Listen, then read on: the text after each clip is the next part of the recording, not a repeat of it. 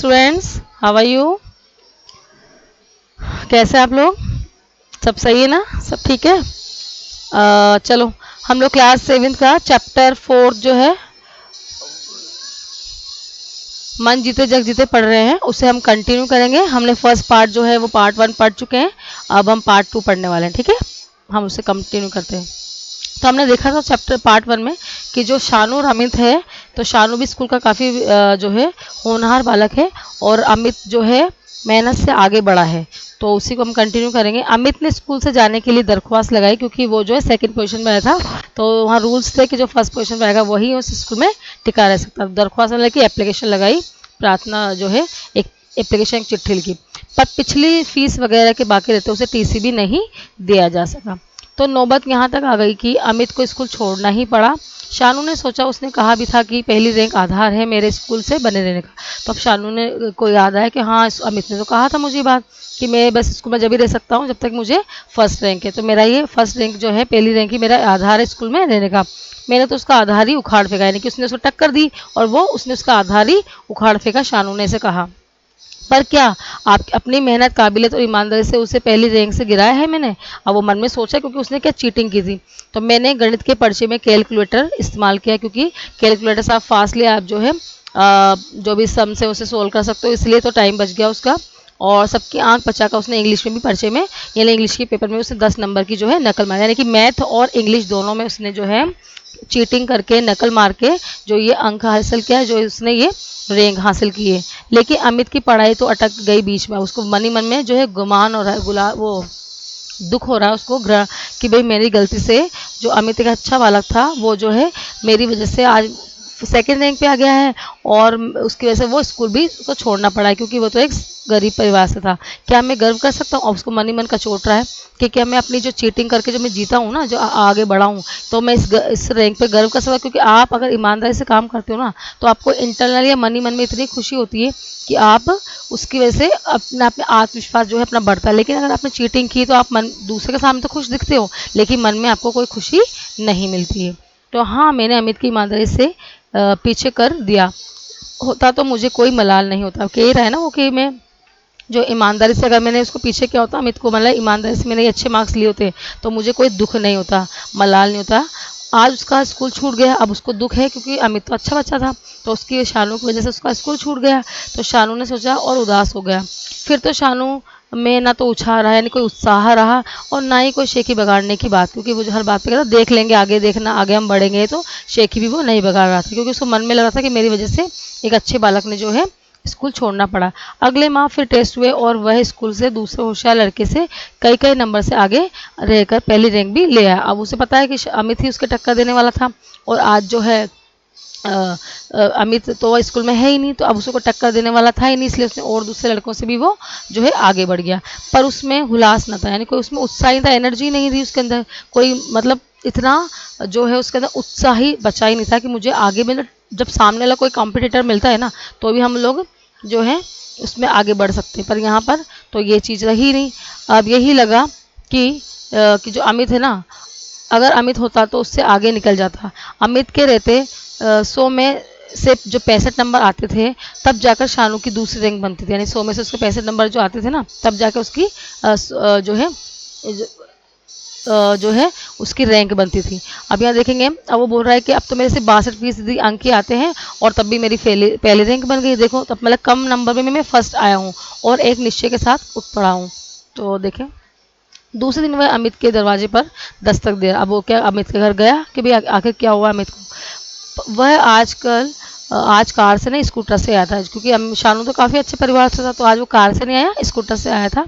और यहाँ उसके जैसे घर पहुँचा, किसके, अमित के घर, तो दरवाज़ा खुला और सामने शानू को पाकर अमित चौंक पड़ा कि तुम आओ यहाँ बैठो। अब अमित जो उससे कह रहा है शानू से कि तुम आओ और यहाँ बैठो, तुम्हें यहीं मेरे बक्से पे बैठ जाओ। ऐसे अमित अचकचा था, क्योंकि बेचारा वो तो गरीब परिवार का था ना, और वो बोल रहा है कि ना, जो उसको देखते एकदम शानू को देखते ही थोड़ा सा वो घबरा सा गया, और उसने बोला कि तुम आ जाओ यहाँ मेरे बक्से पे मेरे साथ बैठो। अमित, ऐसी क्या बात है, यहीं दरी पे बैठ जाता हूँ, तुम मुझे पानी तो पिलाओ, ऐसा शानू ने कहा। क्यों नहीं, अभी लाया, तुम बैठो कहकर जब अमित रसोई में गया, तो शानू ने चारों तरफ जो है नजर डाली। गरीबी और मायूसी भरी थी उस के घर में, मतलब कि दिख रहा था पूरा घर जो है, देखा उसने चारों तरफ से, तो पूरा घर जो है गरीबी से भरा हुआ था, यानी बिल्कुल सिंपल साधारण परिवार का था वो। तभी पानी लेकर अमित आया और सिमट कर खड़ा हो गया, क्योंकि उसको थोड़ी सी शर्म से आ रही थी कि भाई इतने बड़े घर का लड़का जो है मेरे घर आया है और जो है मुझे मतलब बैठने की जगह नहीं है, या फिर मैं इस तरह इसका स्वागत जो है किस तरह से करूँ, उसको ऐसे मन में लग रहा था अमित को। लाओ बैठ जाओ मेरे पास, शानू ने कहा तो वह बैठ गए और बोला इधर कैसे आना हुआ? शानू से कहा अमित ने। अपनी करनी पर पछताने, माफ़ी मांगने आया हूँ तुम्हारे पास। पछताने, माफ़ी मांगने, ऐसे बोला अमित ने एकदम चौंक कर। हाँ, मैंने तिकड़म भिड़ाकर इम्तिहान में जो तुम्हें पीछे कर दिया और हथिया भी ली पहली रैंक, शानू कहकर जो कह गया, पर जो है अमित जो है समझ नहीं पाया था। पर मैं समझ गया हूँ कि अमित मैं समझ गया कि दगा फरेब से पाया गया दर्जा बेकार है, और कमज़ोर मुकाबले की जो जीत है ना, वह भी उसमें भी कोई मतलब जब तक कोई सामने वाला कोई कॉम्पिटिटर को आपका जो है बहुत मजबूत नहीं होगा, कोई अच्छा नहीं होगा, होशियार नहीं होगा, तब तक आपको कंपटीशन जीतने में कोई मज़ा भी नहीं आता। तो मजबूत प्रतिद्वंदी के सामने पीछे डालने में कोई मतलब मुझे इतना मज़ा नहीं आया, ऐसा शानू कह रहा था। क्या कह रहे हो तुम? शानू की बात अमित को ठीक से पल्ले नहीं पड़ी, वो समझ नहीं पा रहे क्या कह रहा है ये। तो देखो, सच अमित, तुम्हारे चले जाने के बाद मुझे चुनौती देने वाला कोई दिखता ही नहीं। मेरी पढ़ाई जो है वो भी ढीली पड़ गई। सच अमित, तुम वापस आ जाओ स्कूल में, मैंने तुम्हारी पूरी फीस जो है वो भी जमा करवा दी है। पर क्यों? इसलिए कि मन के हारे हार है और मन के जीते जीत। मैं तुमसे जीत कर भी हार गया, क्योंकि उसके मन में ये था, किसके? शानू के मन में, कि मैंने चीटिंग करके और नकल मार के जो है ये नंबर पाए हैं, ये रैंक पाई है। और अमित तो बहुत ईमानदारी से और बहुत मेहनत करके और आगे अपनी जो लगन से फर्स्ट आता था, और वही मेरा असली कॉम्पिटिटर था जो मुझे पछाड़ सकता। तुम्हें चुनौती देते हुए मैं अपनी पढ़ाई में मुस्तैदी से जुटा रह सकता, मतलब कि बिल्कुल मुस्तैदी, मतलब बिल्कुल हार्ड वर्क कर सकता हूँ, अच्छे से पढ़ सकता हूँ। जो कुछ मैंने किया वह अपने आप को मजबूत बनाने के लिए। क्या तुम कहोगे एहसान? लो इस कागज पर लिखा, मतलब वो ये बात इसलिए कह रहा है कि जैसे उसने उसकी फीस जमा कर दी ना, किसने? शानू ने उसकी फीस जमा करवा दी है। किसकी? अमित की, क्योंकि वो उसके फीस जो है जमा नहीं करवा उसकी फीस सब मिल रही थी, इसलिए उसको स्कूल से निकाल दिया गया था। तो उसने बोला कि लो भाई, तुम इसको एहसान मत मानना, ऐसे करो, कागज पे मैं लिखकर दस्तखत कर दी है कि मेरे तुम पर 700 रुपये जो है उधार रहे, यानी कि 700 रुपये जो उसकी फीस है उसने सबमिट करवा दी। तो उसने बोला तुम इसको समझ लो कि ये पैसे उधार रहे, और अपनी सुविधा जब तुम्हारे पास पैसे आ जाए तो मुझे लौटा देना। ये सब तुम्हारा मुझ पर, ऐसे करके उसने छोड़ दिया। उधार है, उपकार नहीं। शानू ने अमित की पूरी बात पूरी कर दी। तो यहाँ पे जो उसने बोला कि उसको तो पढ़ने का शौक था ही सही अमित को, तो उसने बोला कि ये उधार है और उपकार नहीं। शानू ने जो है अमित की बात को पूरी कर दिया कि तुम अगर स्कूल में आओगे तो तुम ये उधार के नहीं, मेरे पे उपकार ही है, क्योंकि तुम एक अच्छे जो कॉम्पिटिटर हो, अच्छे पढ़ाई वाले बच्चे हो, और तुम्हें जो है पढ़ना चाहिए और आगे बढ़ना चाहिए, और मेरी वजह से तुम जो है पीछे रह गए थे, तो जो स्कूल में तुम्हें निकाल दिया गया था। तो इस तरह हमने जाना कि मन में उसने ठान लिया। किसने?